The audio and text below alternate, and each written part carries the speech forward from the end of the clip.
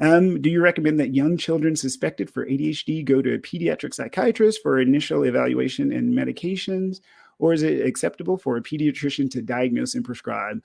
I love this question. So I'm blessed to be both. Yes, thank y'all for asking questions. If you have questions, by all means, any question that you want to ask, put it in the chat, and we look forward to answering it for you. So it's really funny. So I trained as a pediatrician and I trained as a psychiatrist. So I did a program where I was literally admitting people into the children's hospital and writing orders for antibiotics and working in the ICU and doing the whole 9 yards. And I also got to work with people, adults and kids in the psychiatric setting. And so who you start with, to me, is who you're comfortable with, and then what resources are available.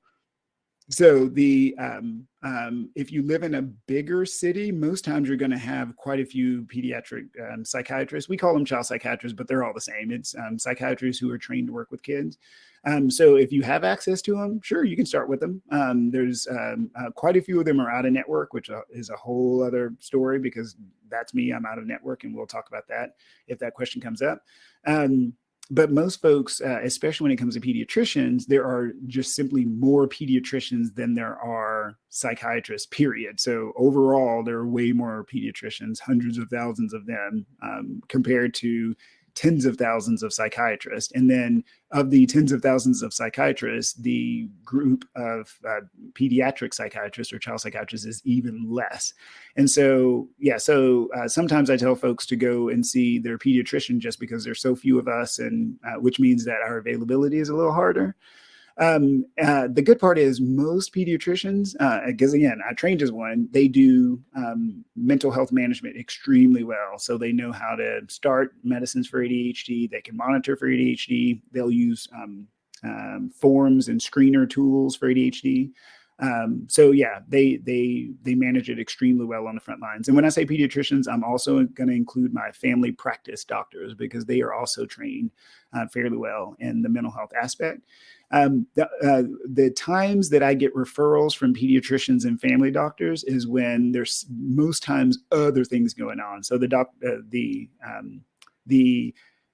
doctory term is called comorbid, meaning with, and then morbid, I forgot what it means, but it basically means illness. So it's like with other illnesses. So like if I have a kiddo who has ADHD and PTSD, or ADHD and ODD, which is oppositional defiant disorder, I'll get a lot of those kiddos. So in other words, you can start with your pediatrician because they're pretty much all very good at ADHD, kind of basic ADHD management. And then if something's not going well, or they start something and both the parents and the doctor are like, this ain't working, something is up with this, then that's when they get referred to me. And then I sit down and I take a ton of time to like tease through all these different things that it can be. Because in general, psychiatrists, child psychiatrists will, that first appointment will be somewhere between 60 to 120 minutes. And so we can get into all the nitty gritties. Whereas for pediatricians, I mean, their time schedules are a lot shorter because they just have to see more kids. And so most times they're in, 20, 30 minutes for that first appointment. And so it's really hard to do all the nuances of the comorbid stuff in that amount of time. So there's no right or wrong answer. I'd say start with whatever resources you have, whatever you're most comfortable with. And then most pediatricians are in network, meaning they take your insurance. And so that's another affordable way of getting care started. And then they can refer if things aren't going quite the way that they expect. So